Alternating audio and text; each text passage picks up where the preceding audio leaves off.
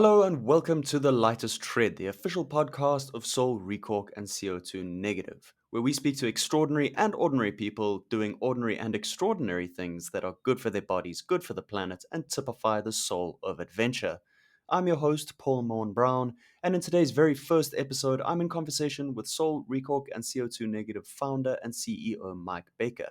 In the lead up to Earth Day, I chat to Mike about all things soul and sustainability, his personal motivation behind a 14-year journey toward innovating a more sustainable future for the footwear industry through recycling natural wine corks, and we touch on how to maintain a sense of hope and optimism in the face of the global climate crisis. If you enjoyed today's conversation, please do give us a like and subscribe on YouTube, and look forward to our official launch on your favorite podcast platform. Enjoy. All right, we are rolling. Hey, Mike, thanks for joining me. Hey, Paul. Pleasure. I almost feel like I should give people watching on video a moment. I feel like I should make small talk to allow people to sort of take in the slightly overwhelming amount of beardedness going on in the frame. I was thinking that we look a little bit like, we could be brothers from different mothers, but I guess we're definitely that. We're not actually brothers, even though there's some sort of twinning going on here. There's some sort of kindred spirits, definitely, if not only in facial similarity. Right. Or glass preference. Yeah. So Earth Day is coming up. Earth Day is April 22nd, next Thursday, I believe. And by the time people are listening to this, it will be Earth Day or just after Earth Day. And for us, Earth Day is, it's an important day. I always find it a bit of a funny day for us, though, because while it feels great to have the sense of focus for so many people, it feels like it is very much, it takes up so much of our headspace, sustainability in general, and our impact on the planet, and what we're doing takes up so much of our headspace on a day-to-day basis that Earth Day always feels like a little bit of a strange day. But we'll get to why that is in a little bit of detail shortly. I wanted to share an anecdote, a personal anecdote, to kind of anchor us in a specific time and place and situation, which I think you might enjoy. So I was on the beach a couple of weeks ago with some friends. We had a fire going, and my friend Paddy, who's really struggled with the whole COVID situation. Well, he just really doesn't like wearing masks. He's not a staunch anti-masker per se by any means, but he doesn't enjoy it. It's always been a bit of a pain in the butt for him, as it has for everyone to some extent. Anyway, he's said for a long time. Yeah, he said for a long time, end of COVID, once he doesn't need the masks anymore, he's going to have a mask burning ceremony. He's going to burn them. There we were on the beach, and it definitely wasn't an organized mask burning ceremony, but he suddenly had a light bulb moment and reached his hand into his pocket and took out his mask and just threw it into the fire. And, you throw something into the fire, especially if it's a somewhat ceremonial burning of something, and you expect it to sort of erupt in some sort of flame. And we all stood there and looked at it, and it wasn't like a surgical mask, but it was a just sort of standard. He'd been given it for free somewhere, but cloth in inverted commas for the following reasons: that instead of bursting into flame, it sat there on the burning hot coals, and we all sort of looked at it, and there was this moment of like, what's kind of going on here? And then it slowly started to shrivel up and melt into this like molten, it looks like what a plastic water bottle would look like if you threw it onto the fire. And I don't know if it was because it's something that you wear right up on your face, or what it was, but it was this particularly sort of visceral, visual representation of how much of what we interact with and what we use is really just plastic masquerading as something else. I was going to say you might need actual mask to protect you from the off gassing of the burning of said mask. Exactly, exactly. So with that in mind, anchoring us in a post or during COVID reality in a world where so much is synthetic, made from fossil fuels. Let's talk about where we are and what we're doing and how we are working toward an alternative to that reality. So I'd love to get a recap of where we are as a company in terms of our sustainable initiatives, you could call them, although it's not really an initiative separate to the central drive, what we've achieved so far and what we're hoping to achieve in the future. Small question. Yeah. Well, I guess, where do I begin with that? Ultimately, we strive to continue to do better and better and have a lighter and lighter footprint on the planet.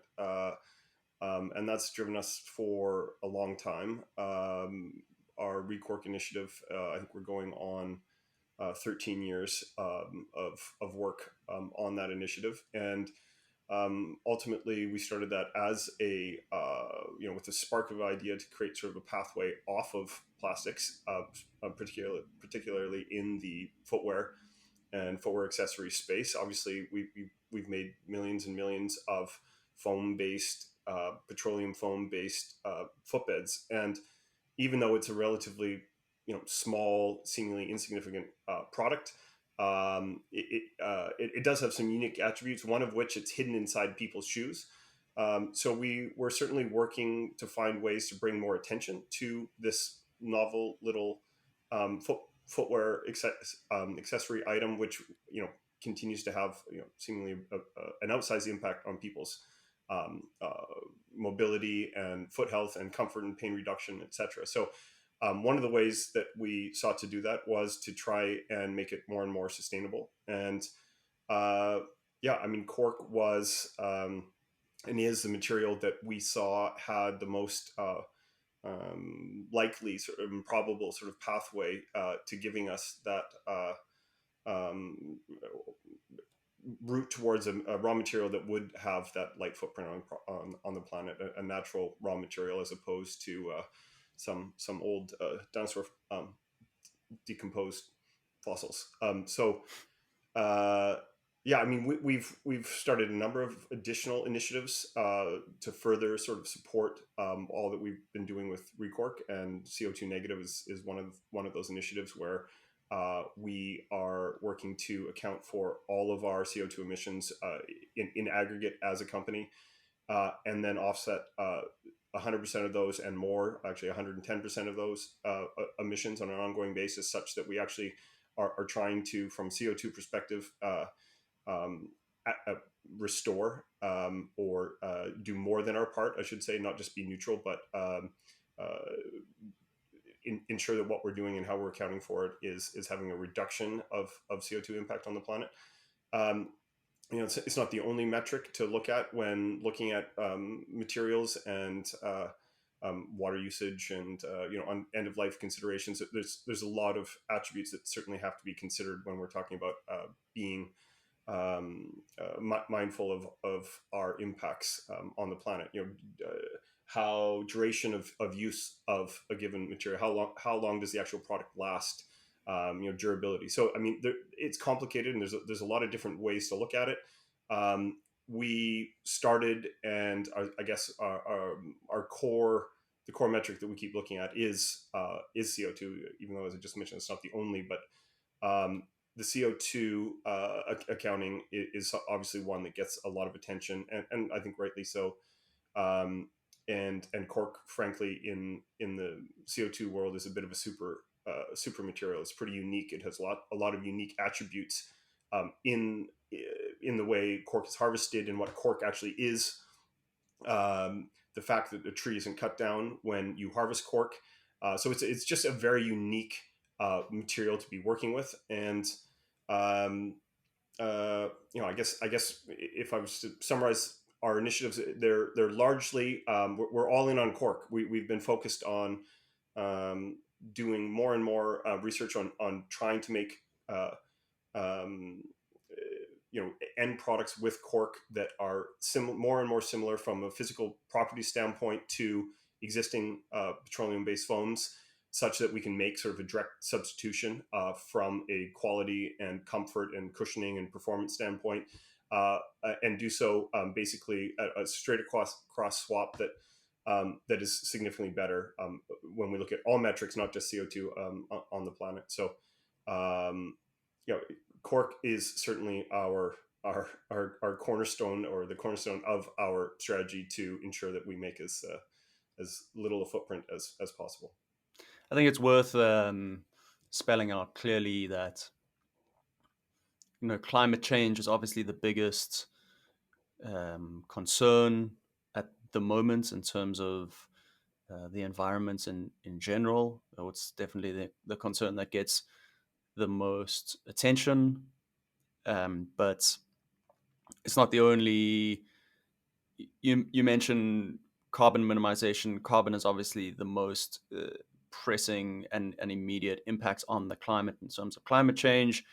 End of life, what happens to a product after you've used it is perhaps indirectly a climate change driver, but it's less a climate change driver than it is an issue of plastic waste, or um, there are, water use, how much indirectly it's not a driver of climate change, but it's there's a big issue with desertification in a lot of places, which is a result of climate change. So minimizing your water use is perhaps mitigating the harmful effects of climate change, but they're all separate issues which need to be thought about, and it's very difficult to think about, well, how do we make sure we're doing everything in the best way possible? And sometimes different priorities will have conflicting priorities will have different approaches, but overall we can say with confidence that we're doing the very best we can to consider our impacts in a range of different spheres. I think it's worth mentioning the number of almost 130 million natural wine corks collected for recycling by ReCORK. I think that's, on average, that's what, 10 million corks a year over the 13 some years that we've been doing it, which I think is pretty fantastic, pretty astounding numbers of corks being recycled, and still millions and millions more out there to be had. Billions, yeah. Billions to be had. I often actually get people over social media from other countries saying, how do we get involved? And I have to say, we're not quite there. We're not quite where you are yet, but hopefully sometime in the future, perhaps. Yeah, there are initiatives in the EU, and obviously in ReCORK operates primarily in North America.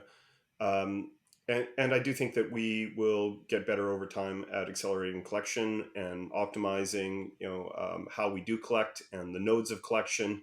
It's an ongoing, evolving and challenging sort of reverse logistics puzzle. But I think that collectively we're all getting better at that. And there isn't there.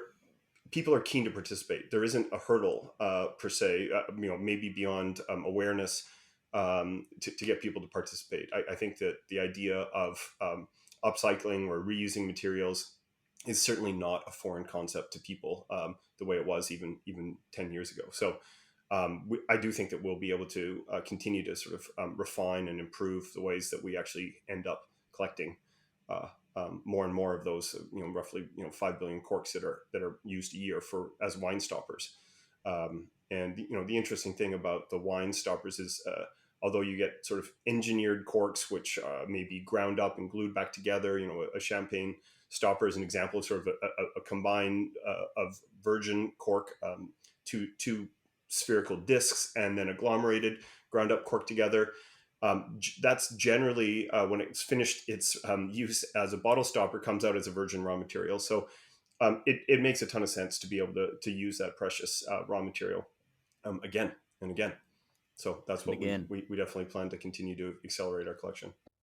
So we'll speak to again and again in a second in terms of looking toward the future, but you touched on working toward, I think you said, trying to create the physical properties of a product that could replicate that of a petroleum-based foam, which seems to be underselling the facts to a certain extent in terms of our latest and greatest achievements. I think that's accurate.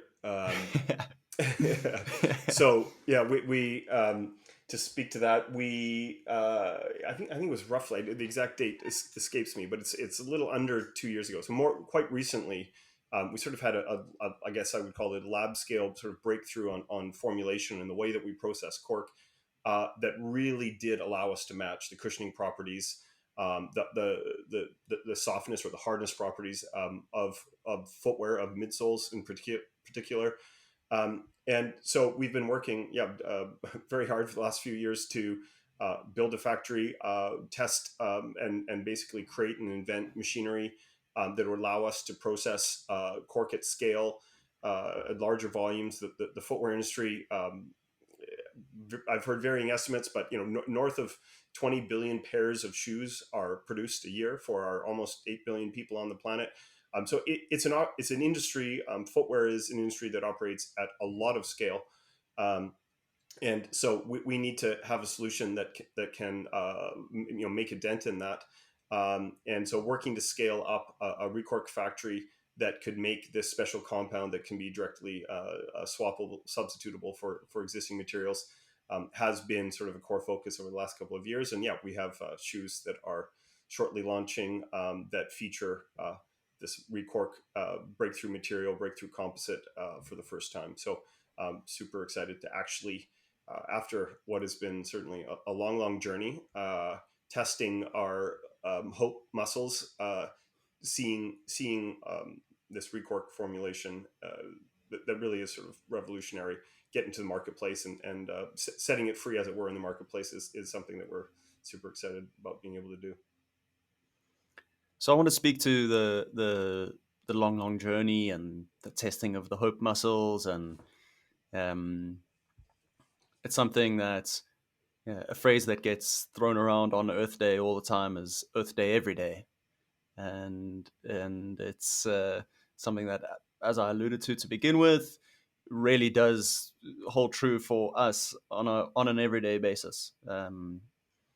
We are, when you peel away the branding behind ReCORK and SOLE, we are the same. It's the same brains and muscles, and it's the same engine room, the same people operating the same things, and that's taken a lot over the last 13 years for various different people in some cases, but for you consistently. It's taken a huge amount of time and effort and so many resources, and building a new factory, creating a new material, running the logistics of a continent-wide recycling program. Mm-hmm. It strikes me it would have been a lot easier for you, definitely, and for most people involved, to say, you know what, creating pain relief that's accessible to the masses um, is enough. We'll settle for that. We'll leave trying to revolutionize an industry in a more sustainable way to somebody else. Uh, and so it strikes me as, what is it that's kept you personally so motivated over so long to follow this ideal, to really press and work towards this idea and the standard that you hold yourself to. Hmm. Um, I don't think I have a simple one word answer to that, but yeah, my perseverance is strong within, and I guess aspirations as well. I would say early on in my career, I guess I would say that I slightly tangential to where I am now. Had some quick and fast success, and also had some quick and fast failure, and uh, there was a lot of learning in that short but intense, volatile journey, and I think one lasting lesson from that was that if I wanted to have success, but more than success, have an impact, the way to do it would be apply myself consistently over a long period of time. It's hard to ask and channel luck on a predictable basis. I think it's a much higher probability bet to work very hard over a long period of time on something. The probability of achieving that when applied in that manner seems a lot better, and maybe you get a few extra strokes of luck, or wind at your back along the route. So I think that some of those early wins that I did have, wins and losses, but the wins did also open up my eyes to what was possible, and I think that's when I talk about exercising the hope muscles, that is something, even on the cork material in particular, that's kept me going. I saw, I would see individual applications of cork or combinations of cork, ways of processing cork that had enough of the glimmer of possibility. If we can do this with the material, surely we can do 10% Mm. better or 20% better. There were these little sort of crumbs along the way, that allowed me to continue to believe that we could get to the place where we could match. We could get a great renewable material that would match the existing sort of incumbent materials. So that helped, but I think it's the early days of just my personal journey that that made me want to make plans for the long term and commit to them. So I don't know how good an answer that is, but I think it was my early experiences made me keen on taking the long view, and that's what we've done. Oh, yeah, it's a fantastic answer. I think, speaking of early days and possible applications that you've seen along the way, there's this sort of fable that I've repeated about the story of the lake house and the lake house floor. And I don't think I've ever actually heard it from you firsthand, Mhm. but I'd love to hear an account of that inspiration. Sure. Yeah. So it would have been before 2009 when we sort of officially launched ReCORK and the collection program.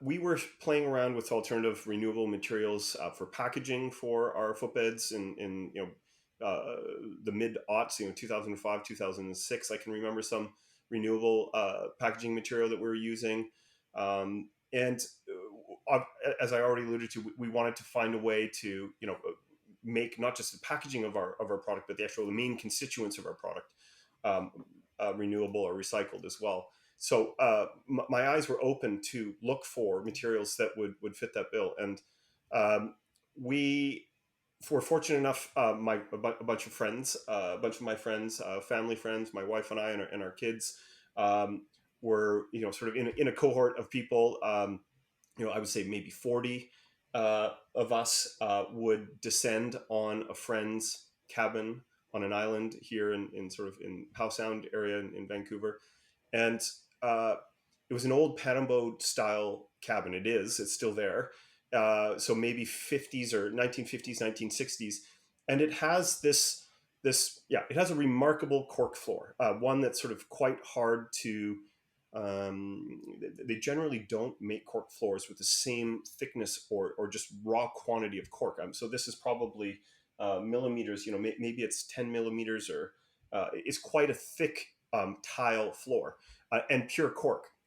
So today that would be quite expensive. But I guess if you were to put the value of that cork floor and divide it by its useful life, it would not be that high, because this is the point. We would and this is on the ocean, so it deals with moisture changes, humidity changes, salt water, and this weekend event was always wild, and 40 people and kids, adults and kids, descending on a small panel cabin on a off the grid island. It sees a lot of wear: dogs, wet feet, dirt, grit, you name it. Dawn to dusk, we were in and out and traipsing through this cabin, and we did this many years in a row, and over those several years, I guess, came to the place of really appreciating the subtleties and the nuances of this floor. One is as beat as it would get, as beaten down as it would get at any given moment, dirty, dented, compressed. Get the broom out, sweep it, and magically the floor is looks like new. And then then you start being more cognizant of the fact that that's the same floor that's been there for now going on 60 years, right? And it hasn't changed, it hasn't been recoated. And the other thing you probably appreciate, if 40 people are in a small cabin, it's not quiet, but the cork has all these natural insulating properties, not just thermal but acoustic insulating. So it was amazing to over a long period of time, or several years anyways, interact with this attribute of this weekend, that was the cork floor. And I guess maybe it could be, it might be implied, but I can say it more explicitly. Certainly wine was consumed at the weekend. I was going to say, yeah. So at some point the light bulb finally went off that you're when you're opening a bottle of wine, and I would say probably a natural cork stopper bottle of wine, the connection was finally made. The light bulb finally went off that, hey, this what's coming out of this bottle is what's on the floor. And look at the durability. Look at again, this house does not have insulation other than the cork floor. In the morning time when it would be still chilly, even in the summer, the floor of the house is fine on barefoot because of the natural thermal insulating properties of the cork. It's soft to walk on. It self repairs. It again deals with the loud noises. Like it's unbelievably remarkable in its resiliency and in the way it complemented that weekend. So opening the bottle and realizing that what comes out is generally a virgin raw material that could be used to make that floor, it seemed like an obvious candidate to sort of extend as part of a recycling initiative. We haven't always recycled every category of material we're recycling now. I mean, cork at that time seemed like an extra one to bring into the fold in terms of recycling, because unlike a lot of materials that we do recycle that are highly processed, as I said, ReCORK, or the corks rather, are not. So it's a logical and I guess to some degree, when you finally see it, obvious candidate for recycling and upcycling. It's 1.3 billion corks a year shipped to and used, consumed in the U.S. alone. So there's a lot of volume of this virgin raw material that is only living its life as an accessory to a packaging in wine that then gets discarded. And ultimately, it is natural raw material, so discarding it, does biodegrade ultimately. But the reality is, it still has a lot of value left to give, and that's where ReCORK comes in, and the ability to give it new life into footwear and footwear related products, and maybe other products in the future via the breakthrough in compounding that we've had with ReCORK. Is a great story to tell. It's a great initiative, and happy to be the ones championing it, and so it's all told. It's I want to say it's more than a no brainer. It's a bit of a virtuous circle that we're glad that we are helping to close. It strikes me that the appreciation of that floor, it doesn't take repeated visits and spilling up wine or cleaning up wine spills and Right. Sweeping out dog hair to appreciate the inherent value of cork. That most people will pop a cork out of a wine bottle and look at it and think, man, there's something nice, special about this thing. It shouldn't end up in the trash. I think that's a Right. sentiment that we return to on a regular basis. Of Mm-hmm. it has this inherent value that people recognize. That people just don't know what to do with that, and Right. so what we're doing is offering them a means or a way to act on that instinct, which is 100% Mm-hmm. correct. And I think in the case of the flooring, or sort of origin story there, what that did is make the connection, as you said. There's sort of this often an inherent affinity to a cork. Like, Mm, how does this thing stay stuck in the bottle? Why does it expand when I open? Like, there are a lot of, if you're at all curious, there's a lot of things about the cork when it comes out of the bottle that keep you interested and engaged. And how many times you fiddle and play with it and squish it, but seeing it, that's the form that you might first interact with it, but it's less likely to come in contact with it in a flooring form. And I think what that did is further expose really the utility and the versatility of mm, cork. And mm. perhaps if you're Portuguese, if you grew up in Portugal or Spain or other places where cork is more central, where the bulk of the cork forest exists, this wouldn't be so foreign. If you've been to Portugal, there's cork is the cork tree by law can't be cut down. It's near, it's revered. It's near holy, and they make cork into everything from bags and umbrellas, obviously to footwear, and then in stoppers. So depending on where you were born, you would be more naturally exposed. But for me, and I guess for the origins of ReCORK, it took seeing these additional properties beyond the ones that we sort of experience inherently when we open pop a bottle of bubbles or champagne, seeing it in the floor form for it to really, I guess, crystallize its comprehensive value and utility. And so much of that value and utility is transferable to something that you put in your shoes, that's under your feet. It's shock absorbing. It's naturally antimicrobial, odor resistant. Um, it's lightweight. It Hydrophobic. feels Yeah. good. It's Yeah. hydrophobic. It's etc. Mm-hmm. So that's awesome. We recycle corks. We do awesome things with them. You touched on packaging a few times there. You talking about um, your mission to find more sustainable packaging, which sort of led to the cork discovery. Uh, the packaging, Sole's packaging has gone through multiple different iterations. Uh, last year, this last year, we also had another milestone, which I think is worth pointing out, of brand new, totally plastic free packaging for our footbeds, which we're really proud of. That the process of producing that packaging gave me a real insight um, into just what it takes to achieve something as simple as changing. I feel like there's a lot of, well, not I feel like, it's palpable, the extent of people's frustration around things like plastic waste, plastic packaging.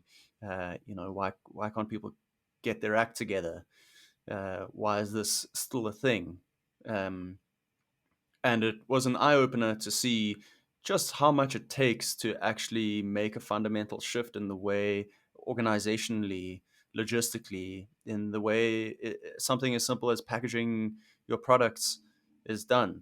Uh, that being said, we did it, and it was super satisfying. I think for a lot of us, um, it's great for us. People appreciate it in the outside world, or the outside world, outside of the company. We get Mm-hmm. appreciation. We've had praise from customers who in the past would say, "I love your sustainable products, but I wish you would do away with the plastic that they arrive in."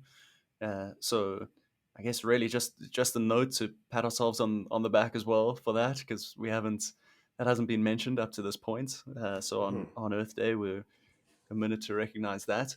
I think what's interesting for me too is, um, since I came since I joined SOLE, or shortly after joining SOLE, I went down to Outdoor Retailer in Denver with the team, and I I can be prone to pessimism. I'm not immune to the climate anxiety, which is pervasive these days for people like me who don't have the blinders on. But walking around the outdoor retailer show floor was kind of inspiring for me, because it was so clear that so many brands in the outdoor space were prioritizing sustainability. It was, it is, it must be um, the topic on everybody's tongues. It's the thing that sets you apart.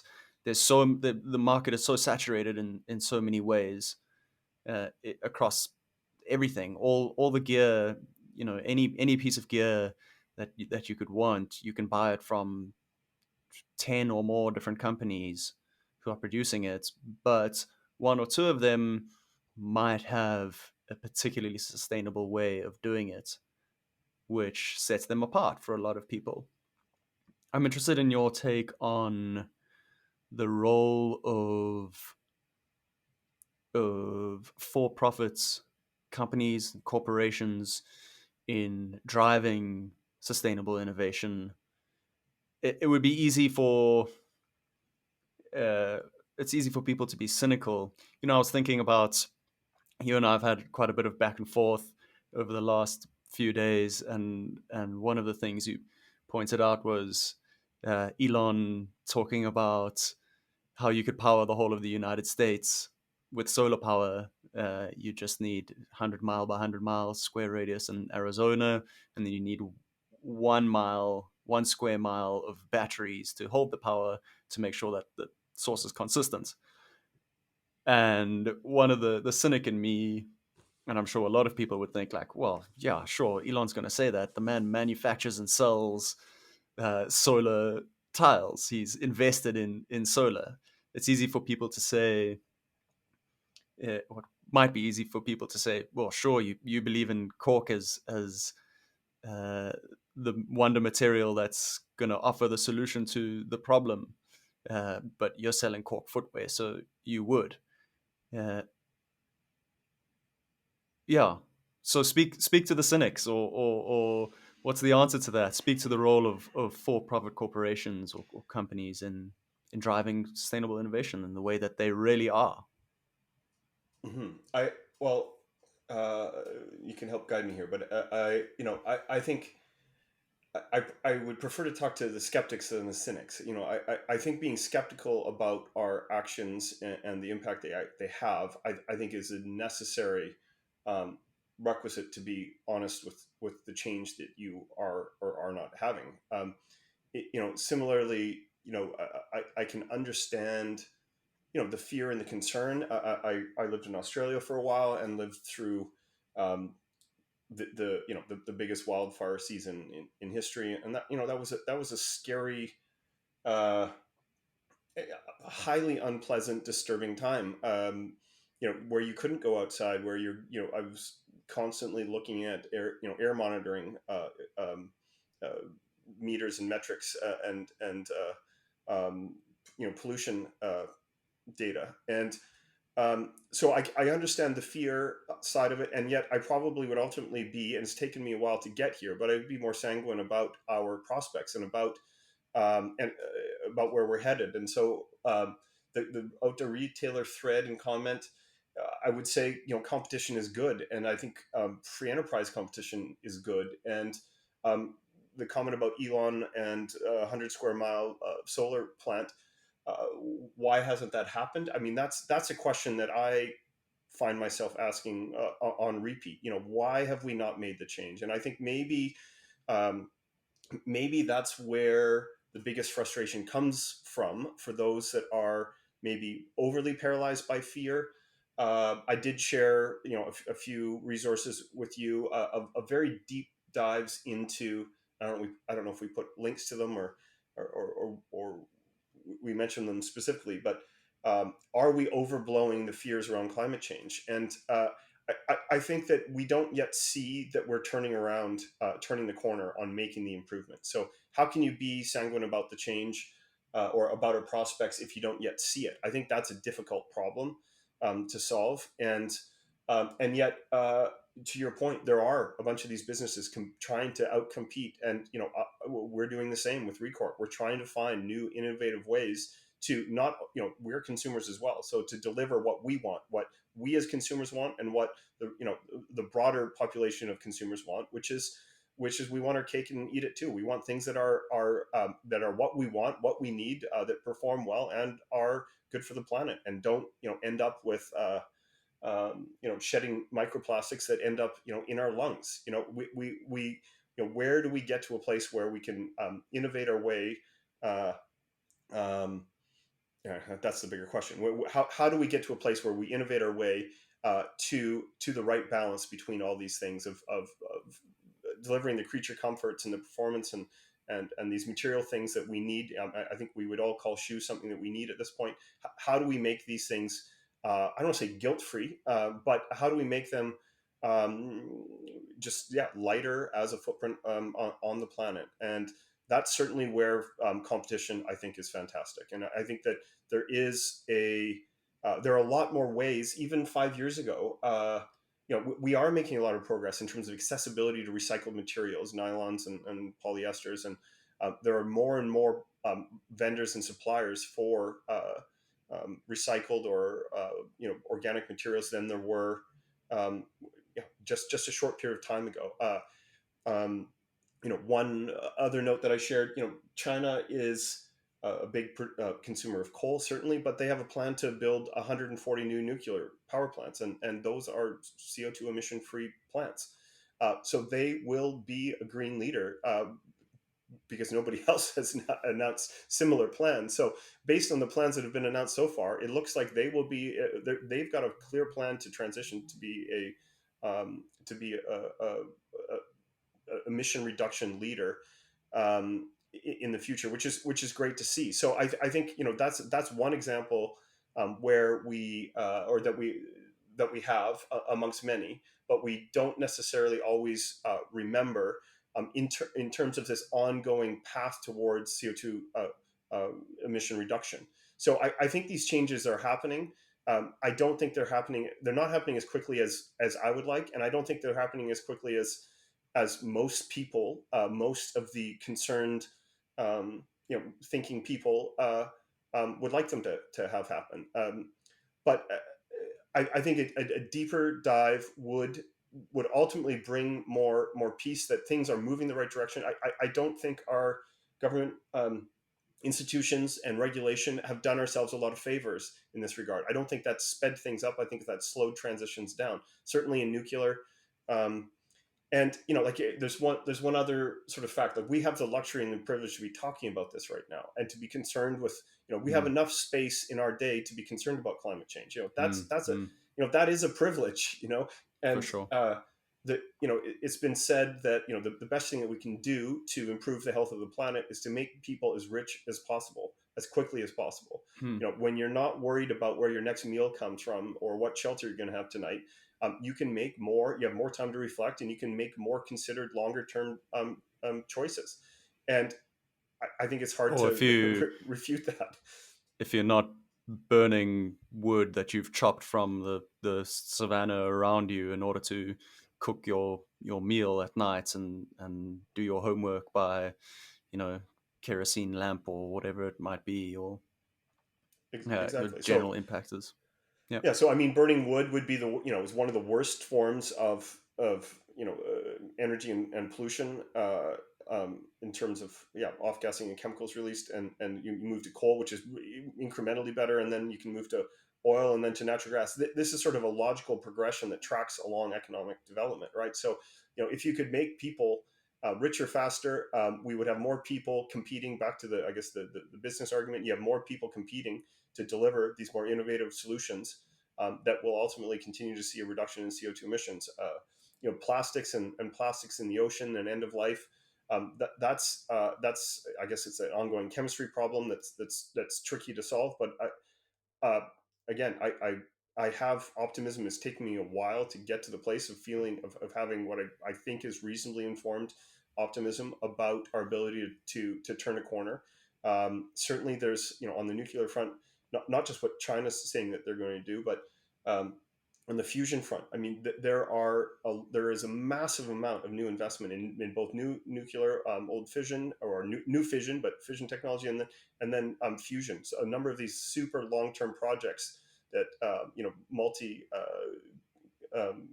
government, I guess I'll call them coalitions, have been working on. Some of those are coming to life, and they've been able to prove that they've been able to superheat and generate some, even for seconds at a time, more electricity than they use. So imagining a world of completely clean energy, I mean, I think that we're going to see it. I'm confident we're going to see it in our lifetime. So I think that there is a lot to be to be optimistic about on Earth Day, and even and the frustrations around that which should be changed that isn't yet changed. That's real, and that's shared, and I feel the same way about that. And yet, if you truly zoom out, it seems like we are making progress as we get richer and richer, which we are as a human race than we've ever been right now. So It strikes me that's what's great about the type of innovation that is driven by private enterprises is,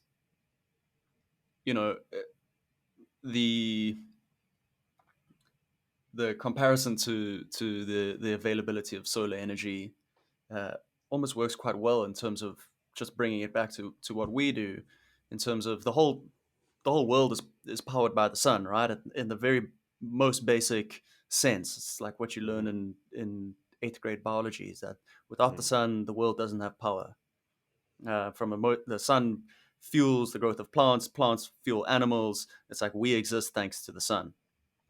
Uh, and the idea of the solar power takes something that's right there, it's always been there, it's in front of us, and it turns it into something palpable and useful in a very complicated for most people, but and yet simple way. The solution is there, it's in front of us. You may or may not know that it is there or how effective it is as a solution. And I think what's inspiring for me about what we're doing is that we are taking something that is there, that the solution is there to creating products, as you say, that satisfy our demand, our uniquely human demand of this is not food or housing or warmth. It's what has become a need for shoes, but people have had shoes for centuries. It's now almost a need to have a shoe with a certain amount of cushioning and a certain amount of flexibility. If we don't have a natural way to fill that gap in the market, it's going to be filled by something made, fabricated from fossil fuels with a whole lot of high intensity emissions. I mean, that's the best thing we've been able to do so far. And so Yeah, the question to me, and even what we're talking about, and a few pats on the back for for no plastic packaging, but this goes back to what's kept me going and us going for so long is I we're not done. I certainly don't feel satisfied about what's been achieved, both personally, corporately, or as the human race. Our best work is certainly ahead of us. Can we keep it together and channel our focus, I would say, aggregate our own our focus to continue to make things better, right? So um, that is an ongoing. That's a certainly not a destination. That's a continuous journey, and we have to keep pushing to do better. And uh, I'm I guess driven in that way. for sure.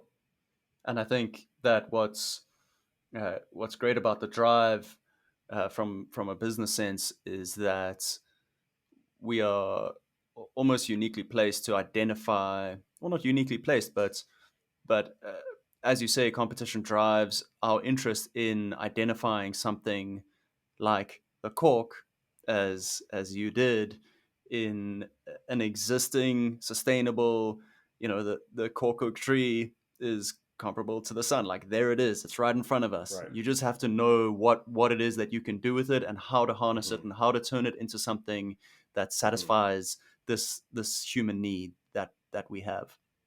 Right. um, and we're doing it, and we're working on it for Mm-hmm. sure. Yeah, I mean, I think we need to keep being curious, and we need to keep asking questions, and we need to keep pushing. And you know, I think that in a number of places, again, I think we're scratching our heads, and those that are really concerned about, um, you know, a climate catastrophe and have real climate anxiety. We need to keep pushing. We need to try and get people out of the way that are standing in the way, regulations that are in the way. I am thinking largely about, I guess I don't want to say democratic decay, but some institutional decay and old regulations that I think are inhibiting our progress. But I think entrepreneurs and competition will find its way around those barriers to continue to scratch that curious itch to make things better. And you know, yeah, let's the more of us that can do that, then the better off we'll all be. So So speaking of pushing and going further, what we haven't touched on is our aims for the coming year, and I think it would be great to speak specifically to our ideas for. We've been running a recycling program for so long, but our ideas for completely closing the loop and generating a totally circular system. If you could touch on that. yeah, uh, so we quite simply, I guess we through the collection, through the collection network that we have through ReCORK to collect post-consumer stoppers, cork, wine stoppers. We can similarly use that infrastructure and that system to collect future products that we make with cork. I mean, so the ReCORK compound that we do use is recyclable. We can take it back, and work on, again, optimizing the reverse logistics supply chain, which has been the big puzzle that we've worked on already in getting ReCORK to where it is.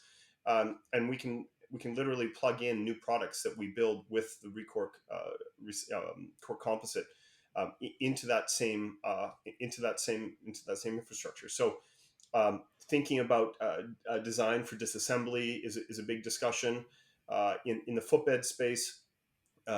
You can work with a material that's 100% cork, and recycling material that's 100% cork that doesn't need to be taken apart, disassembled in some way. Obviously makes it easier to re-recycle. So I don't know if that's enough of a tease or an answer to the question, but ultimately we are looking at ways to uh, keep the cork that we collect in the loop, in the recycling loop, such that we can use the same cork over and over and over again. Awesome. So another recent development is CO2 negative, recent launch. I'd Mm-hmm. like to touch on that a little bit.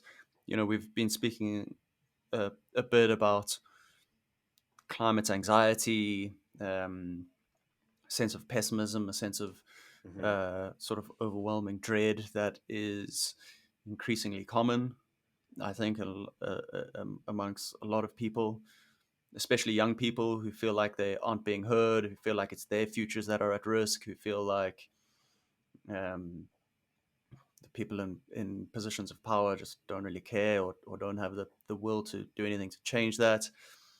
And what we've been speaking about really, I guess, is offering solutions on a personal level to be able to uh, control one's own impact to one extent or another for the better.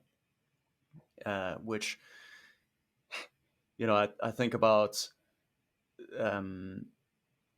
I guess it's common to anything when you're feeling overwhelmed. If you have an overwhelming list of tasks to do, or feels like you have an overwhelming mountain to climb, the answer is always the same. Just you want to start feeling better, just do one thing. Just pick a thing and do it. Take the first step. Just do something. Don't sit telling yourself how much you have to do. Just start doing something, and quite quickly you'll find yourself feeling better. And so in that vein, we have launched CO2 negative for the purpose of offering or adding our voice to the growing chorus of voices calling for accountability in climate labeling, which would give consumers a way to realistically manage their own carbon impact to one extent or another by making informed choices about the products that they buy. And yeah, I don't really know if I have a question in relation to that. Well, I can add a comment, which is, there, we've made the analogy before that climate labeling is sort of like food labeling. For a long time, food labeling didn't exist, but increasingly, we're self-aware and of what we're putting into our body. We know sort of target caloric intake or sodium intake, and insofar as we are informed and educated as to what different food groups and different process whatever we're ingesting, how they contribute to those totals, that information and that education certainly is power, right? And so very similarly, if we knew that the difference between taking a ferry versus a plane, for example, as a mode of transportation, if we understood the relative difference, it might change some of our thinking, and it might change the way that we act on certain things. So I mean, I guess the fundamental belief there is that the information is power, and the information and the education is needed before people can actually start making those informed choices. So, there's a lot to be said about how, climate regulation and climate rules and how that's calculated, and that's a whole other world unto itself in terms of footprinting and how those regulations get set. But I think that at the purest level, if you could actually get accurate information as to what the carbon input, and one other side note I want to make is we've talked a lot about CO2, but we really should be talking about all greenhouse gases. But CO2 is the one that gets the attention. One I've heard different ranges, but methane is a far more intensive greenhouse gas. Sort of 30x the impact, the greenhouse impact versus CO2. The one interesting thing, again, maybe a reason to be optimistic in the face of a bunch of these challenges, is methane doesn't last forever in the atmosphere. If we actually do make a change and a series of changes such that we stop producing so much excess and methane that's escaping into the atmosphere, it does dissipate in the atmosphere. 10 years is my understanding in terms of when that dissipates. So we have these, there are these self-healing mechanisms sort of built into some of the worst pieces of news that we may hear in some of those worst headlines. But in any event, the core idea with CO2 negative is try and find a way to educate and just empower people to make more informed choices. And if we can do that, it's one more step to your point about how do you how do you complete a marathon? Well, I mean, certainly one step at a time. You got to start, and I think this is another positive initiative that hopefully, well, we've obviously implemented it onto our own products and have a commitment to put it on every product that we make, so our footbeds and our footwear going forward, so people can see what the CO2e, the carbon equivalent emissions that are being emitted by a given item, what that's actually contributing positively or negatively to this planet that we live on. So, and the point being that you are able not only to uh, not only to control and manage your own footprint, but you're able to manage your anxiety in relation to an extent. You're given a realistic. You as you say, you're empowered to make decisions which help. You know, you're not always going to choose the food with the lowest calories. You're not always going to choose the product with the lowest impact. Sometimes you can't take a ferry to England. You know, right. sometimes you got to fly. Um, but if you probably can take a ferry. I know you can drive in the channel, so maybe to Fiji. You can't take well, you can probably take a cruise ship too. But yes, yeah. point taken. But you, at least when when you have a practical measure, or you have a practical mechanism for tackling that sense of overwhelming, well, here's one thing you can do. You can choose this product rather than that product because this one's going to have less of an impact. Okay, great. I Yeah, I feel mean, it's giving not you going to some. change the world necessarily, but I feel a bit better about things in general now that I know what my options are. Yeah, I think it giving you some agency, right? Like putting it back For in your sure. court, that that again, that awareness is power. And it's not 100% dread 100% of the time. And I think that is important. I think you touched on the frustration or the challenge. What can I do? The Mm. one little step. I mean, I think that is important. And yet in a number of cases, it certainly can continue. And I feel this way, that we don't control directly. It's only in theory by representation that we control some of the more macro choices that are that are truly impacting policy at the industrial scale, at the power plant level. And I think we have to keep the pressure up on letting our politicians know what we want, and frankly moving out of the way to allow it to happen.